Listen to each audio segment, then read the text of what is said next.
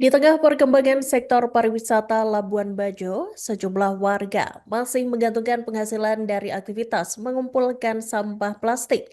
Seorang pengumpul rongsokan bersama Muhammad Dahlan setiap hari mencari limbah plastik di kawasan Pelabuhan Tilong sejak pukul 2 dini hari.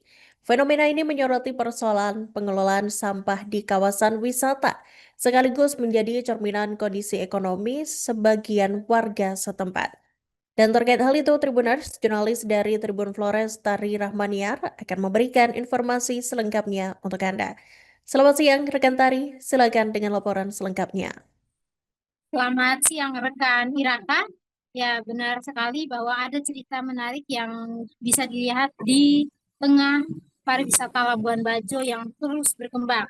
Saat sebagian banyak orang tertidur lelap, ada beberapa warga yang justru memulai aktivitasnya memburu sampah di kawasan Pelabuhan Pulau, Labuan Bajo, Kabupaten Manggarai Barat, Nusa Tenggara Timur. Salah satunya ini dirasakan oleh Muhammad Dahlan, seorang warga Kelurahan Labuan Bajo yang merupakan pengumpul rongsokan yang telah menggantungkan hidupnya dari limbah plastik. Nah, setiap hari Muhammad Dahlan ini memulai pencariannya itu sejak pukul 2 dini hari sampai dengan menjelang subuh. Ia mengatakan bahwa sampah plastik itu paling banyak seperti botol aqua, kaleng, dan besi-besi kecil. Tapi sebagai pengumpul rongsokan, ia memilih untuk mengumpul limbah plastik yaitu botol-botol plastik. Menurut Muhammad Dahlan, pekerjaan ini itu bukan sekedar mencari barang bekas, tetapi menjadi salah satu sumber penghasilan untuk bertahan hidup. Dalam sehari, Muhammad Dahlan rata-rata hanya mampu mengumpulkan satu karung rongsokan. Namun jumlah itu juga belum pasti.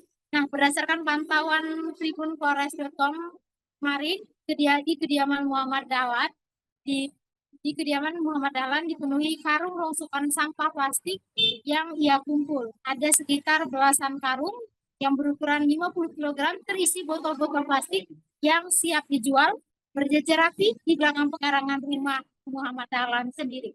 Nah, setelah dikumpulkan sampah-sampah itu nantinya dipilah kembali pada pagi harinya dan dia akan jual kepada pengepul dengan harga 5.000 per kilogram. Satu karung besar itu biasanya bisa mencapai 15 kilogram. Dalam sebulan, Muhammad Dahlan ini penghasilannya berkisar 1.500.000 atau 1 juta lebih, dan itu masih terbilang kecil untuk kehidupan di Labuan Bajo. Uang itu hanya cukup untuk memenuhi kebutuhannya dan juga keluarga, walaupun itu pun juga harus dipotong dengan biaya membeli karung dan juga biaya membeli tali. Nah, di balik kerasnya pekerjaan itu kita bisa lihat ada suka dan kita ketahui ada suka dan duka yang dirasakan oleh Muhammad Dahlan sendiri, di mana ia merasa senang ketika bertemu dengan sesama mencari pengumpul rongsokan. Namun di satu sisi fenomena ini membuka sisi lain wajah kota wisata Penyu. Banyaknya sampah yang menumpuk di kawasan pelabuhan itu terutama diduga berasal dari kapal wisata yang usai melaksanakan perjalanan trip harian dan menjadi tanda bahwa persoalan kebersihan masih menjadi pekerjaan rumah. Nah, baginya sampah memang menjadi sumber penghidupan, namun di sisi lain, kondisi itu juga menunjukkan bahwa tata kelola sampah di kota wisata seperti Labuan Bajo itu masih membutuhkan perhatian serius agar tetap bersih, tertib, dan juga nyaman bagi semua. Menurut informasi dari Muhammad Dahlan, di Pelabuhan Tilong, tempat mengumpul rosokan mereka itu selain hanya sampah, tetapi juga warga yang merupakan pengumpul rongsokan juga tidur di tempat itu sehingga mengganggu dan merusak pemandangan dari citra wisata Labuan Bajo. Sekian laporan dari saya kembalikan. Di Pelabuhan Tilong. Iya. Itu sampah apa saja daur ulang sampah yang Bapak? Kan sampah-sampah plastik itu. Seperti apa, Pak? Botol-botol aqua, Oh, botol-botol. botol-botol aqua, kaleng, besi-besi yang itu yang dibuang-buang, dia potong-sepotong. Satu hari bisa dapat berapa karung, Bapak? Satu hari bisa satu karung. Satu karung. Iya, kalau tidak banyak orang lagi. Tapi kalau banyak orang ya dapatnya minim juga sedikit. Bapak kalau satu hari satu karung, itu Bapak mulai kerjanya dari jam berapa sampai jam berapa? Dari habis itu sholat subuh sampai jam 9.10 baru selesai 9.10 malam di pagi. pagi. Iya. Malam carinya tuh malam cari. Kali pagi tuh kerja lagi.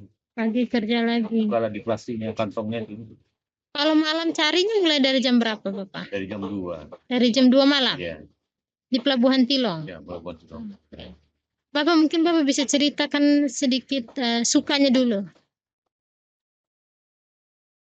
Hanya itu kan mau bilang apa lagi itu hanya saja kerjaan tuh. Nah, tidak ada kerja yang lain. Jadi 1 bulan dapatnya 1 juta, Pak. Itu berapa karung yang didapat Bapak dengan 1 juta? Sekitar 8-10 karung. 8-10 karung. Kalau sukanya mungkin ada ketemu dengan banyak teman-teman, itu ada saling berbagi cerita di situ di tempat itu. Kalau orang jarang sih ketemu kan. Soalnya kan kadang kita tidak pernah dapat di bawah situ karena lebih banyak orang lagi Oh, lebih banyak. yang cari yang begini.